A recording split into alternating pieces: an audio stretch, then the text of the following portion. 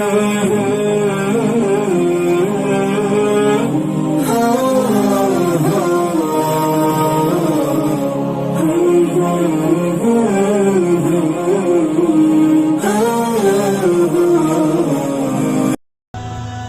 پاک نے انسان کو کچھ چیزوں کے کرنے کا حکم دیا ہے، ان کو مأمورات کہتے ہیں۔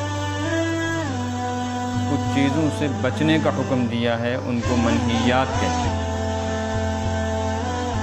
جو کرنے کے کام ہیں اگر وہ نہ کیے جائیں تو ان پر بھی پکڑ ہے، جو نہ کرنے کے کام ہیں وہ کیے جائیں گے تو ان پر بھی پکڑ ہے۔ جزا اور سزا کا یہ معاملہ دنیا میں بھی ہوتا ہے، آخرت میں بھی۔ کچھ گناہ ایسے ہیں جن کی سزا دنیا میں ملتی ہے، کچھ گناہ ایسے ہیں جن کی سزا آخرت میں ملے گی، اور کچھ گناہ ایسے ہیں جن کی سزا دنیا اور آخرت دونوں جگہ ملتی ہے۔ البتہ پھر ترتیب ہے۔ حدیث پاک میں ہے سب سے پہلے قیامت کے دن قتل کا معاملہ حل کیا جائے گا، قاتلوں کو اور مقتولوں کو سب سے پہلے جمع کیا جائے گا، ان کے درمیان انصاف کا فیصلہ ہوگا۔ قاتل نے قتل کیوں کیا، کوئی شرعی بنیاد تھی، حق تھا یا نہیں؟ اگر اس نے ظلماً کسی کو قتل کیا ہوگا تو قیامت کے دن معاملات بندوں کے آپس میں ایک دوسرے کے ساتھ، ان میں سب سے پہلے قتل کے معاملے حل ہوں گے۔ ایسے ہی اللہ تعالیٰ کے ساتھ بننے کا جو معاملہ ہے تو قیامت کے دن سب سے پہلے نماز کا مسئلہ اٹھے گا۔ اول ما یحاسب العبد یوم القیامت الصلاۃ، بندے سے سب سے پہلا حساب و کتاب قیامت کے دن نماز کے متعلق۔ تو اللہ کے حقوق میں نماز کا درجہ اور بندوں کے حقوق میں کسی کی جان و مال کی عزت کا مسئلہ۔ ایک حدیث میں ہے آپ صلی اللہ علیہ وسلم سفر فرما رہے تھے، آپ نے ایک جگہ دو قبریں دیکھیں اور یہ ارشاد فرمایا کہ ان قبر والوں کو تکلیف ہو رہی ہے۔ پھر یہ بھی فرمایا کہ بظاہر وہ کوئی بڑا گناہ نہیں، لوگ اس کو معمولی سمجھتے ہیں، ہلکا جرم سمجھتے ہیں، اس کو اہمیت نہیں دیتے، لیکن یہاں تکلیف میں مبتلا ہیں۔ ان گناہوں میں سے ایک گناہ ہے ناپاکی، پیشاب کے قطروں اور چھینٹوں سے نہ بچنا۔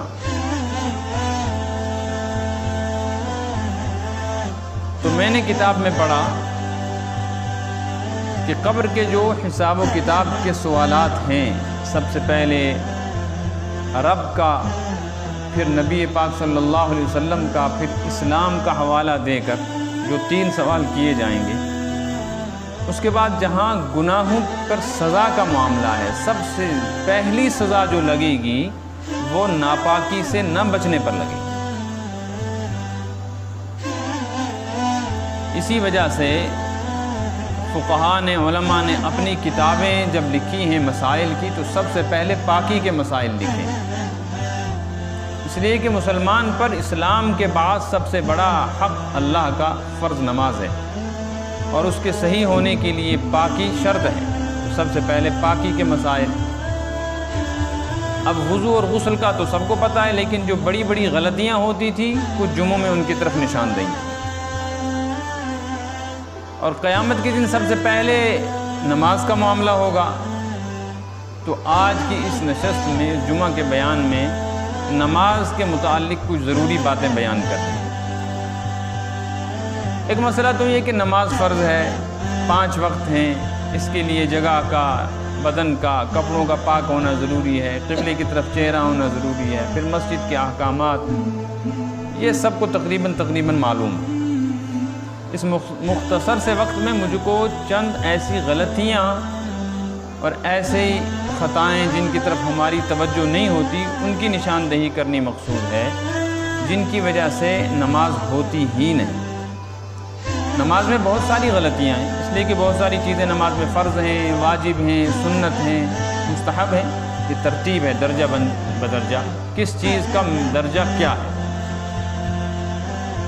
جیسے مثلا قرآن پاک نماز میں پڑھنا فرض ہے، سورہ فاتحہ اور ضم سورہ واجب ہے، رکوع کرنا فرض ہے، لیکن آمین کہنا، سبحان ربی العظیم، سبحان ربی الاعلیٰ کہنا یہ فرض نہیں، واجب نہیں، یہ سنت ہے۔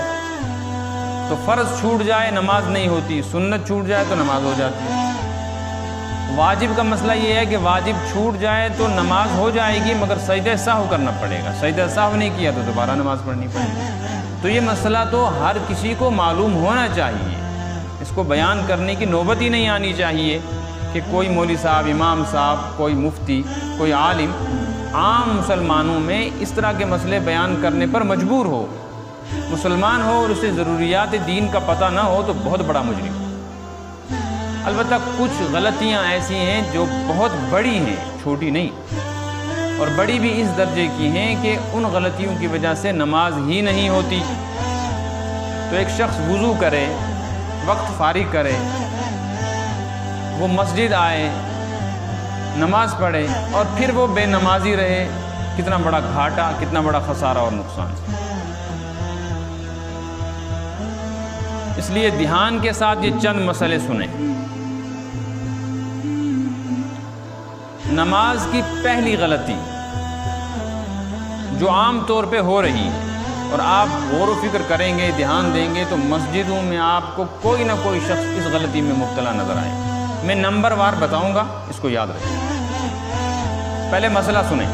مسئلہ یہ ہے کہ نماز میں قرآن پاک کی تلاوت فرض، جس کو ہم کہتے ہیں قرات، نماز کے ساتھ فرض ہے نا، قیام ہے، قرات ہے، رکوع ہے، سجود ہے، تو ان میں سے ایک ہے قرات۔ قرات کا مطلب ہے قرآن پڑھنا، اور پڑھا کس سے جاتا ہے؟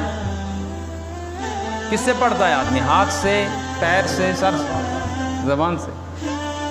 پڑھنے کے لیے زبان اور ہونٹ استعمال ہوتے ہیں، قرات اسی کو کہیں گے۔ ایک ہوتا ہے پڑھنا، ایک ہوتا ہے سوچنا۔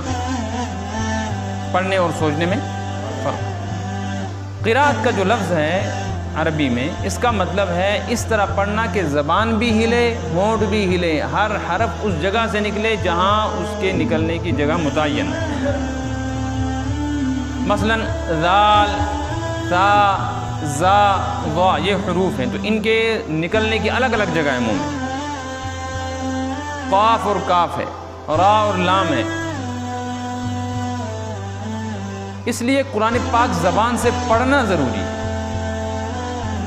اس کے لیے یہ بھی ضروری ہے کہ ہونٹ بھی ہلے اور زبان بھی ہلے۔ اب دو صورتیں، اگر یہ جہری نماز ہے تو امام کے لیے لازم ہے کہ اتنے زور سے قرات کرے سورہ فاتحہ اور ضم سورہ کہ اس کے پیچھے جو مجمع ہے یہ مجمع اس کے قرات کو سن سکے۔ اللہ یہ کہ مجمع لاکھوں کا ہے، ہزاروں کا ہے اور امام صاحب کی اتنی آواز نہیں تو پھر کوئی ضروری نہیں، کم از کم آس پاس کا، ہم جس کو کہیں گے مسجد کے اندر کا مجمع اس کو سن سکے۔ اور بڑے اجتماعات جہاں ہوتے ہیں، لاکھوں افراد ہیں، وہاں مائک کے ذریعے سے آواز پہنچائی جاتی ہے، وہاں قرات کا سننا فرض نہیں ہے، لیکن امام کے لیے زور سے قرات کرنا فرض ہے۔ اور سری نماز میں، سری کا مطلب جب زور سے نہیں پڑھا جاتا، اس میں یہ فرض ہے کہ اتنی آواز سے قرآن پاک پڑھے سورہ فاتحہ اور ضم سورہ کہ یہ خود محسوس کرتا ہو کہ میں پڑھ رہا ہوں۔ اور اس کی شکل یہ ہے کہ اگر یہ تنہا ہو، کوئی نہ ہو، تو اس کو اپنا پڑھنا، اس کی آواز بھی آ رہی ہے۔ یہ مسئلہ سمجھ میں آیا؟ اگر ایسے نہیں پڑھا گیا تو نماز نہیں ہوگی۔ کیوں؟ اس لیے کہ فرض چھوٹ گیا ہے، سجدہ سہو کرنے سے بھی نماز نہیں ہوگی۔ اب دیکھیں غلطی کیا ہے۔ آپ محسوس کریں کتنے لوگ ہیں مسجد میں آ کر ایسے نماز پڑھتے ہیں، میری طرف دھیان دیں گے تو سمجھ میں آئے گا مسئلہ۔ اللہ اکبر، ہونٹ بند ہے، ہونٹ بند کر کے سورہ فاتحہ بھی پڑھتے ہیں، ہونٹ بند کر کے ضم سورہ بھی پڑھتے ہیں۔ آپ کو محسوس ہوگا، نظر آئیں گے ایسے لوگ، آپ کو اکثر دیکھیں گے آپ۔ ان میں کچھ لوگ ایسے ہیں جو جمعہ پڑھنے آتے ہیں، اگر وہ ایسا کرتے ہیں تو ان کا اتنا بڑا نقصان ہے کہ وہ بیچارے نماز پڑھتے ہی نہیں، ہفتے کی ایک نماز پڑھتے ہیں اور یہ بھی صحیح نہیں ہوتی۔ اور کچھ لوگ ایسے ہیں جو پابندی کے ساتھ نماز پڑھتے ہیں، لیکن چونکہ یہ غلطی کرتے ہیں اس لیے سال ہا سال کے نمازی بھی بے نمازی ہیں۔ تو جہاں ایسی غلطی کرنے والا کوئی نظر آئے اس کے پاس بیٹھ جائیں، اور جب وہ نماز ختم کرے تو اس کو تنہائی میں لیں، شور نہ کریں، اس کی عزت نفس کو نہ چھیڑیں، ورنہ وہ انکار کر دے گا۔ اس کو یہ مسئلہ بتلائیں کہ میں نے آپ کو نماز پڑھتے ہوئے دیکھا، آپ کے ہونٹ بند، آپ ایسے پڑھ رہے تھے، تو آپ دل میں قرآن پڑھ رہے تھے مگر ہونٹ نہیں ہلتے تھے۔ اس کو قرآن کی تلاوت نہیں کہتے، اس کو کہتے ہیں قرآن سوچنا، اور بغیر تلاوت کے، بغیر قرات کے، قرآن کی تلاوت کے بغیر نماز نہیں ہوتی۔ ایسی غلطی سے نماز نہیں ہوتی ہے۔ آپ اپنی یہ نماز، چونکہ ہمارے سامنے اس نے یہی پڑھی ہے نا، تو ہم اس کے پابند ہیں، آپ اپنی یہ نماز دوبارہ سے پڑھ لیں، کم از کم فرض پڑھ لیں، اور آئندہ اس بات کا خیال رکھیں کہ جب بھی نماز پڑھیں ہونٹ بھی ہلیں اور زبان بھی حرکت کریں۔ مسئلہ سمجھ میں آ گیا؟ یہ بڑی غلطی ہے اور اس میں عام مبتلا ہیں۔ پھر سنیں مسئلہ، نماز میں قرآن پاک کی تلاوت، قرات کے لیے زبان کا اور ہونٹ کا حرکت کرنا، ہلنا ضروری ہے۔ اگر کوئی آدمی ہونٹ بند کر کے، منہ بند کر کے نماز پڑھ رہا ہے تو اس کی نماز نہیں ہوگی، یہ شخص بے نمازی ہے۔ یہ ایسی غلطی ہے کہ اگر 1000 سجدہ سہو بھی کرے گا تو نماز نہیں۔ سمجھ میں آ گیا؟ یہ ایک غلطی ہے۔ دوسری غلطی، انفرادی طور ہی، اجتماعی طور پہ تو امام صاحب قرات کرے گا، اجتماعی طور پہ تو مقتدی کو قرات نہیں کرنی ہے۔ البتہ تشہد، التحیات للہ والصلوات، اور دعائے قنوت، اللہم انا نستعینک ونستغفرک، یہ دونوں چیزیں چونکہ واجب ہیں، اس لیے ان کا بھی اسی طرح پڑھنا ضروری ہے۔ یہ تو ہر کسی کو پڑھنی ہے۔ جہاں امام صاحب نماز پڑھا رہا ہے، امام کی قرات مقتدی کی قرات ہے، حدیث میں ہے۔ البتہ اگر کسی کی رکعت چھوٹ جائے تو وہ جو اپنی چھوٹی ہوئی رکعت بعد میں ادا کرے گا، اس میں بھی اس کے لیے ضروری ہے کہ وہ زبان سے یہ کلمات قرآن پاک کی آیات پڑھے، اور جو الگ پڑھ رہے ہیں ان کے لیے تو لازم ہے۔ مسئلہ سمجھ میں آ گیا؟ دوسری بڑی غلطی، نماز میں جو چیزیں فرض ہیں ان فرض چیزوں میں سے سجدہ بھی فرض ہے۔ ہر رکعت میں 2 سجدے کرنا فرض ہے۔ اگر یہ سجدہ چھوٹ جائے تو نماز نہیں ہوتی، اور یہ ایسی غلطی ہے سجدہ سہو سے بھی یہ نقصان پورا نہیں ہو سکتا۔ پھر جہاں سجدہ فرض ہے، سجدے کی کیفیت اور طریقہ بھی فرض ہے۔ سجدہ کہتے کس کو؟ سجدے کا مطلب ہے 7 چیزیں زمین کے اوپر لگنا۔ زمین کے اوپر، لفظ زمین میں نے بولا، اس کو یاد رکھنا۔ زمین سے مراد یہ نہیں، زمین سے مراد ہے زمین، یہ پھر اس پر میں بات دوسری کروں گا۔ اس لیے کہ آپ صلی اللہ علیہ وسلم نے اپنی تمام مبارک زندگی میں میٹنگ پر نماز نہیں پڑھی ہے، بلکہ آپ کی مبارک نماز کھلی زمین پر، پتھر پر، ریت پر، چٹان پر ہوا کرتی ہے۔ اب یہ سسٹم آ گیا ہے تو اس کے متعلق ایک نیا مسئلہ سنانا ہے، پہلے یہ الگ سے مسئلہ سنیں۔ 7 چیزیں جسم کے 7 اعضاء ایسے ہیں کہ سجدے میں ان کا زمین کے اوپر لگے رہنا ضروری ہے۔ ان میں سے 2 پیر، دونوں پیروں کا مطلب ہے دونوں پیروں کی انگلیاں، یہ زمین کے ساتھ پورے سجدے میں لگے رہنا۔ نمبر 2، دونوں گھٹنے۔ نمبر 3، ہاتھ۔ تو کتنے ہو گئے؟ 6۔ 2 پاؤں، 2 گھٹنے، 2 ہاتھ، کتنے ہو گئے؟ نمبر 7، پیشانی ناک سمیت۔ بعض نے اس کو 8 کہا ہے، 1 اور 2، بعض نے ان دونوں کو ایک ہی شمار کیا ہے۔ ایسے ناک بھی زمین پہ لگنا ضروری ہے، ماتھا، پیشانی بھی زمین پہ لگنا ضروری ہے۔ میں نے لگنے کا لفظ بولا ہے، کیا؟ لگنا، اور ایک ہوتا ہے، یہ پھر بعد میں بتاؤں گا، لگنے کا مطلب ہے زمین پہ۔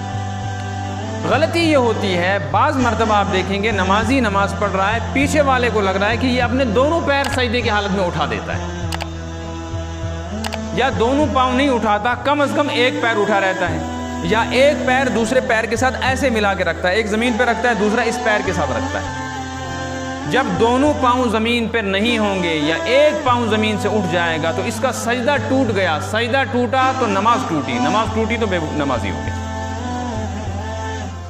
اس لیے پورے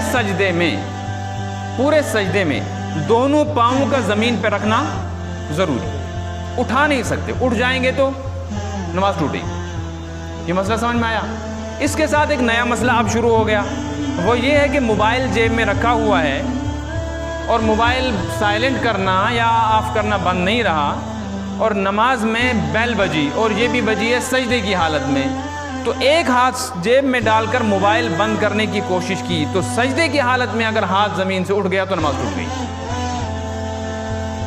جب کھڑا ہے اس وقت جیب میں ہاتھ ڈال کر موبائل بند کر سکتا ہے، جب رکوع کی حالت میں ہے، جب قومی کی حالت میں ہے، جب اتحیات میں بیٹھا ہے تو جیب کے اندر ہاتھ ڈال کر اپنے موبائل کو بند کر سکتا ہے، لیکن سجدے کی حالت میں نہیں کر سکتا۔ سجدے کی حالت میں ہاتھ ایسے رکھنے ضروری ہیں۔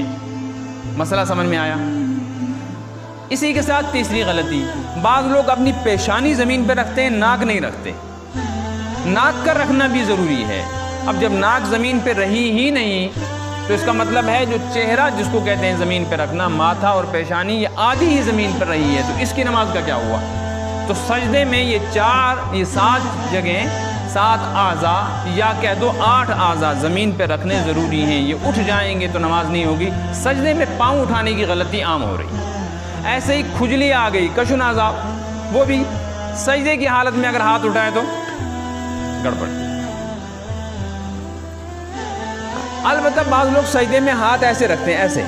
کشمیر میں مشہور ہے کہ یہ اتنی جگہ رہنی چاہیے، گیپ رہنی چاہیے جس میں چڑیا کا انڈا ہو۔ یہ بے اصل بات ہے، یہ پتہ نہیں کس نے پھیلا دی ہے۔ امام شافعی رحمۃ اللہ علیہ تو فرماتے ہیں اگر کسی کی سجدے میں یہ جگہ زمین پہ نہیں رہی، ایسے ہاتھ رکھا، ایسے دیکھ رہے ہیں، ہاتھ زمین پہ رکھا ہے مگر یہ جگہ زمین پہ نہیں، امام شافعی فرماتے ہیں سجدہ نہیں ہوا۔ جب ایک امام ہی ہماری نماز کو تسلیم نہیں کرتا، اللہ پاک کیسے تسلیم کرے گا؟ اس لیے سجدے میں پوری ہتھیلی اور پورا پنجہ زمین کے اوپر رکھنا ضروری ہے، احتیاط کی۔ ایک مسئلہ سمجھ میں آیا؟ یہ تو تھے سجدے کی وہ غلطیاں جو کرتے ہیں جن کی وجہ سے نماز نہیں۔ جیسے موبائل والا مسئلہ بتلایا، ایسے ایک نیا مسئلہ اب کھڑا ہو گیا ہے کہ اب لوگ مسجدوں میں، گھروں میں نماز خالی زمین پہ نہیں پڑھتے، میٹنگ پہ پڑھتے ہیں۔ ایسی صورت میں جب کسی چیز پہ نماز پڑھی جا رہی ہے تو اس کا شرعی حکم یہ ہے کہ اگر وہ چیز سخت ہے، ہارڈ ہے، جیسے لکڑی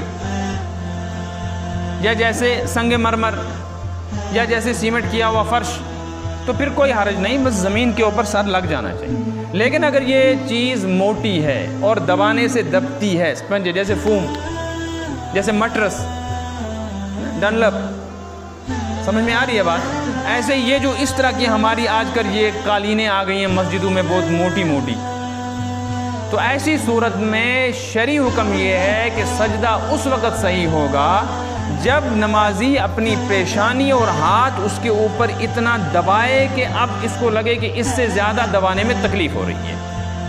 اگر خالی اس کے اوپر رکھ دیا مٹرس پہ اور دبایا نہیں تو نماز نہیں ہوگی، اس لیے کہ یہ ہو گیا کسی چیز پر ماتھا رکھنا، زمین پر ماتھا نہیں لگا۔ اب جب زمین میں اور پیشانی میں کوئی چیز درمیان میں ہے تو اس کو دبانا ضروری ہے۔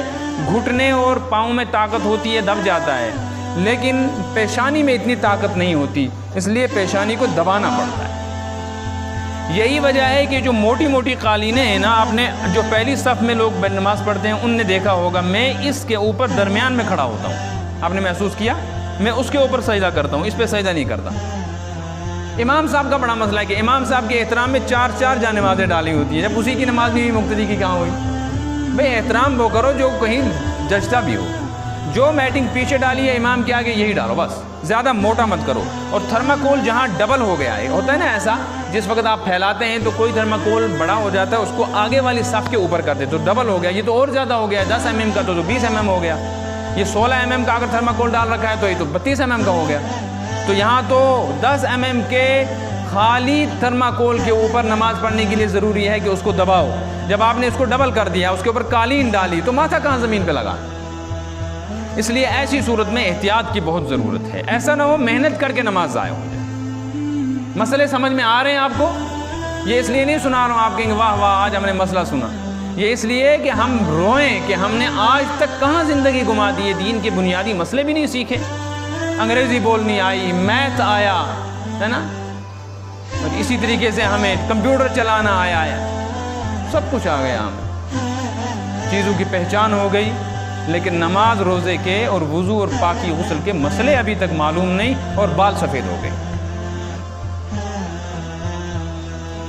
یہ مسئلہ بھی سمجھ میں آیا؟ اس لیے ڈبل نہ ڈالا کریں امام کے سامنے جانماز، سنگل کافی ہے، احترام ٹھیک ہے۔ اور جب یہ نئی ہوتی ہے، سنیں، جب یہ نئی ڈالتے ہیں نا اس دن زیادہ نرم ہوتی ہے، بعد میں آہستہ آہستہ یہ بھی ہارڈ ہو جاتی ہے، سخت ہوتی ہے۔ تو نئی جو ہے نا، نئی جانمازیں، ان میں اور زیادہ کوشش کرنی چاہیے۔ اور جہاں گھروں میں قالینیں ڈالی ہوئی ہیں، نیچے تھرماکول ہے، اوپر کیا ہے؟ قالین، اس کے اوپر موٹی سی جانماز بھی ڈال دیتے ہیں، تو کیا ضرورت ہے ڈالنے کی؟ اگر وہ میٹنگ پاک صاف ہے اس پر نماز جائز ہے۔ جانماز اس لیے ہے کہ جگہ ناپاک نہ ہو۔ اپنے گھر کا پتہ ہے کہ ہمارے گھر میں کوئی چھوٹا بچہ نہیں ہے جو ناپاکی پھیلائے، یا ایسا ہے کہ ایک کمرہ ایسا ہے اس میں صرف ہم مہمانوں کو بٹھاتے ہیں، ناپاکی نہیں ہے اس میں، تو اس میں جانماز بچھانے کی ضرورت نہیں، ایسے ہی اس پر نماز پڑھ سکتے ہیں۔ لیکن اگر کہیں دوسری جگہ گئے اور پھر خطرہ ہے، اندیشہ ہے کہ کہیں کوئی ناپاکی نہ ہو، تو وہاں باریک جانماز ڈالیں۔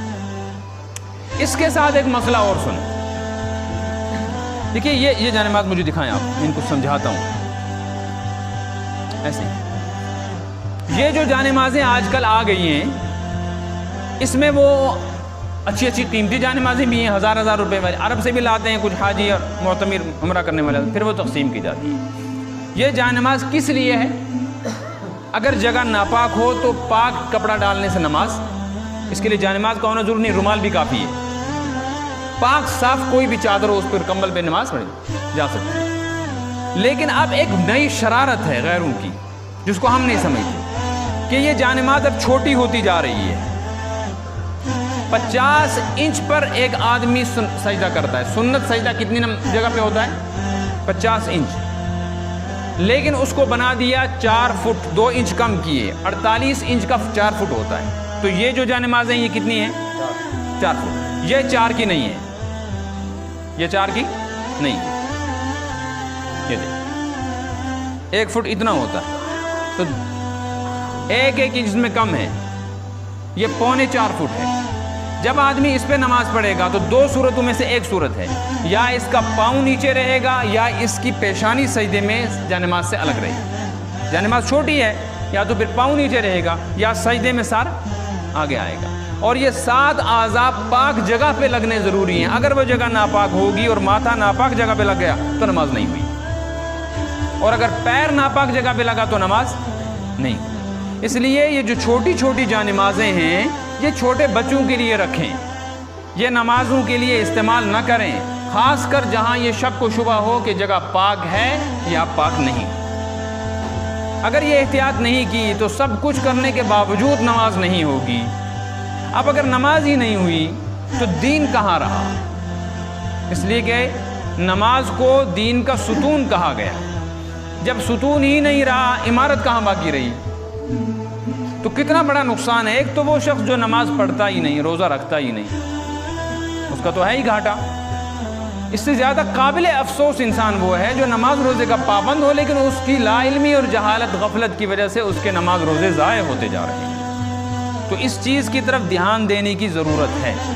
میں اس جانماز کو ناجائز نہیں کہتا ہوں، جائز ہے۔ میں مسئلہ بتلا رہا ہوں کہ اس کو استعمال کرنے کا شرعی طریقہ کیا ہے۔ یہ مسئلہ بھی سمجھ میں آ گیا؟ آیا سمجھ میں؟ اگر کسی کو سمجھ میں نہ آئے تو مجھ سے پھر پوچھے۔ ابھی تو فون بند ہے، آج کل انٹرنیٹ بھی بند ہے، فون بھی بند ہے، کھل جائیں گے انشاءاللہ۔ تو جب فون چلے فون پہ پوچھیں، سامنے آ کر معلوم کریں۔ میرے ذریعے سے مسئلہ سمجھ میں نہ آئے تو کسی دوسرے عالم سے جو آپ کو کشمیری میں مسئلہ سمجھا سکتا ہو، یہ مسئلہ سمجھیں۔ خدا نخواستہ ہم نے غفلت کی اور ہماری نمازیں ضائع ہو گئیں تو اللہ پاک کو کیا منہ دکھائیں گے کہ کچھ بھی نہیں کر سکتے تھے، ایک نماز پڑھی تھی وہ بھی ضائع ہو گئی۔ تیسرا مسئلہ، تیسری غلطی، حدیث پاک میں ہے من ادرک الرکوع فقد ادرک الصلاۃ۔ اگر کوئی آدمی ایسے وقت مسجد میں داخل ہوا کہ امام صاحب اور نمازی رکوع کی حالت میں تھے تو کیا کرتے ہیں لوگ؟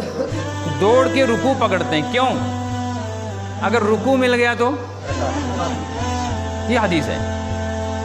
مگر مسئلہ یہ ہے کہ مقتدی اور امام دونوں رکوع میں ملیں، یہ مطلب ہے، یہ مطلب ہے نا۔ تو آپ دیکھیں، میں آپ کو ایسے سمجھا رہا ہوں، یہ ہے قیام، کھڑا ہے آدمی، یہ ہے رکوع، اور رکوع کا طریقہ یہ ہے کہ سر اور اس کی پشت برابر ہو، مرد کا رکوع ایسا ہوتا ہے، عورت اتنا نہیں جھکتی. تو جب امام صاحب رکوع کی حالت میں ہے تو اس کو 3 دفعہ کم سے کم سبحان ربی العظیم پڑھنا ہے. یہ رکوع میں تھا اور ایک آدمی دوڑ کے آیا مسجد میں اور اس نے آگے اللہ اکبر کہہ کے رکوع کیا. تو 2 غلطیاں ہوتی ہیں اس جگہ. ایک غلطی ہوتی ہے کہ یہ آیا اس نے اللہ اکبر جھکتے جھکتے کہا ہے، کھڑے ہو کے اللہ اکبر. یہ آیا ایک پیر جہاں ایک وہاں تو اللہ اکبر ایسے کرتے ہیں لوگ. جبکہ تکبیر تحریمہ اللہ اکبر کے لیے فرض ہے کہ یہ پورا کھڑے ہو کے کو یوں کو اللہ اکبر، اللہ پورا اللہ اکبر کھڑے ہو کے کہنا ضروری ہے، ہاتھ باندھنا ضروری. لیکن یہ دوڑ کے آیا ہے نا رکوع پکڑنے کے چکر میں، تو اس نے کھڑے ہو کے اللہ اکبر نہیں کہا، یہ جھکتے جھکتے اللہ اکبر کہتا ہے. بعض تو چلتے چلتے کہتے ہیں، ایک پاؤں اس سب پہ ایک اس پہ تو اللہ اکبر. چونکہ اس نے تکبیر تحریمہ قیام کی حالت میں ٹھہر کر نہیں کہی ہے، لہٰذا اس کی نماز ہی نہیں ہوگی، اس لیے کہ قیام فرض ہے. رکوع تو کیا ملے گا اس کو، اس کی نماز ہی نہیں ہوئی. ایک غلطی یہ ہوتی ہے. دوسری غلطی یہ ہے کہ اگر کسی نے کھڑے ہو کے اللہ اکبر کر لیا، پھر وہ کوشش کرتا ہے جلدی سے رکوع میں جانے کی.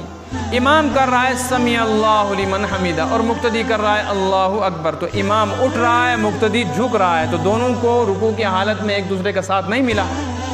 یہ تو جھکا ہوا تھا، اس کو جھکنا چاہیے تھا پیچھے جا کر، یہ جھکنے لگا وہ اٹھنے لگا، یہ جھکا اور وہ کھڑا ہو گیا، تو رکوع کہاں ملا؟ رکوع نہیں ملا تو رکعت بھی نہیں ملی.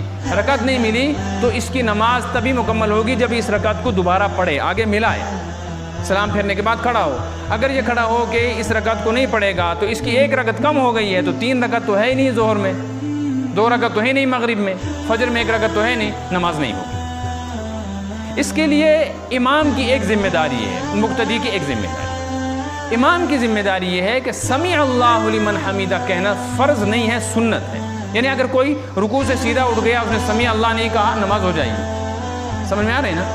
لیکن اگر امام کو یہ مسئلہ معلوم نہیں ہوا تو عام طور پہ امام کیا کرتے ہیں، پہلے کھڑے ہو جاتے ہیں، کھڑے ہو کر پھر کرتے ہیں سمیع اللہ لمن حمیدہ. پہلے کھڑے ہو جاتے ہیں پھر سمیع اللہ کرتے ہیں. کچھ امام پہلے سجدے میں چلے جاتے ہیں پھر اللہ اکبر کرتے ہیں. کچھ امام پہلے اللہ اکبر نہیں کرتے، رکوع میں چلے جاتے ہیں پھر کرتے ہیں اللہ اکبر. دیکھا ہوگا آپ نے، یہ بہت بڑی غلطی ہے، اور یہ امام کی ایسی غلطی ہے کہ اس کی وجہ سے مقتدیوں کی نماز خراب ہوتی. اگر امام پہلے ہی کھڑا ہو گیا، سمیع اللہ نہیں کہا، تو مقتدی کو کیسے پتہ چلے گا یہ کھڑا ہوا کہ نہیں؟ وہ تو جائے گا کس میں؟ رکوع میں. اور امام پہلے کھڑا ہو چکا ہے، اب یہ سمیع اللہ کر رہا ہے، مقتدی سمجھ رہا ہے کہ امام صاحب اب اٹھا ہے، جبکہ امام پہلے اٹھ چکا تھا، تو اب مقتدی کی نماز نہیں ہوگی. جرم کس کا ہے؟ امام صاحب. تکبیر جو بھی کہی جاتی ہے نا، اللہ اکبر، سمیع اللہ لمن حمیدہ وغیرہ، اس کا تعلق شریعت نے حرکت کے ساتھ رکھا ہے. ایک صورت بتا رہا ہوں آپ کو. اللہ اکبر، ہاتھ پہلے باندھے، اللہ اکبر بعد میں کہا، یہ سنت کے خلاف. دوسرا طریقہ، اللہ اکبر، اللہ اکبر پہلے کہہ دیا، ہاتھ بعد میں مانگا، یہ بھی سنت کے خلاف. تیسرا سنت طریقہ، حرکت بھی شروع کرو، تکبیر بھی، اللہ اکبر. سمجھ آ گئی نا؟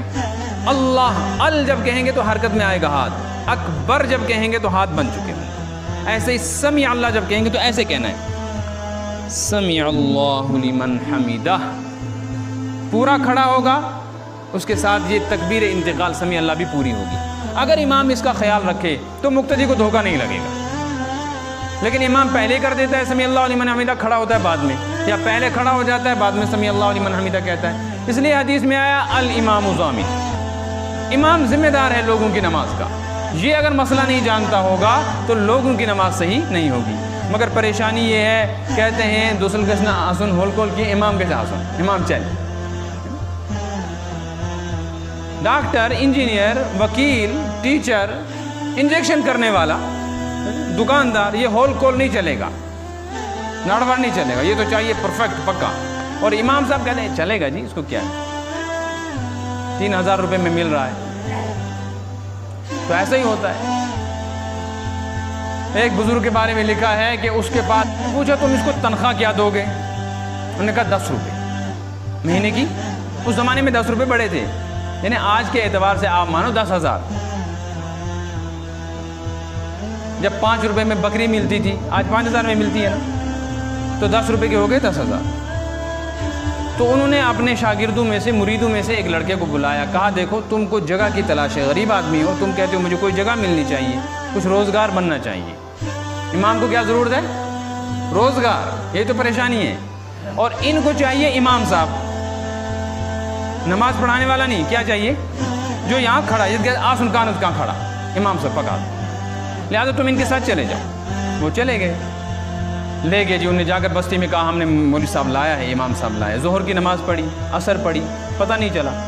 مغرب میں امام صاحب نے جو قرات کی قل اعوذ برب الفلق اور قل اعوذ برب الناس, تو دوسری رکعت میں پڑھا الذی یوسوس فی صدور الناس کو پڑھا الذی ایسو ویسو فی صدور الناس. یوسوس کو کیا پڑھا؟ ایسو ویسو. اب لوگ کیا کہتے ہیں اس کو؟ امام صاحب بزرگ نے بھیجا ہے, کچھ کہا تو نہیں, لیکن مشورہ کیا کہ ہم صبح پیر صاحب کے پاس دوبارہ جائیں گے اور ان کو جا کر کہیں گے آپ نے کیسا مرید بھیجا ہے, یہ یوسوس کو ایسو ویسو پڑھتا ہے.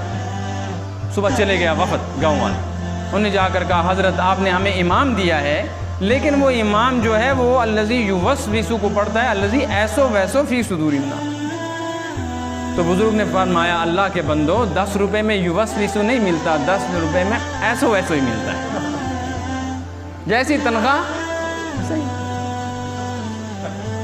گورنمنٹ ٹیچر لے گا 40,000 50,000 اور پھر احتجاج بھی کرے گا کہ مجھ کو تنخواہ وقت پر نہیں ملی.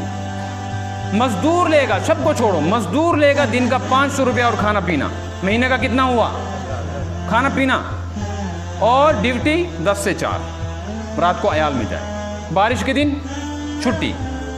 امام صاحب 24 گھنٹے کی ڈیوٹی, ہفتے میں 1 دن گھر, 5 نمازوں میں حاضری, اور مقتدیوں سے پہلے امام کا ہونا ضروری ہے.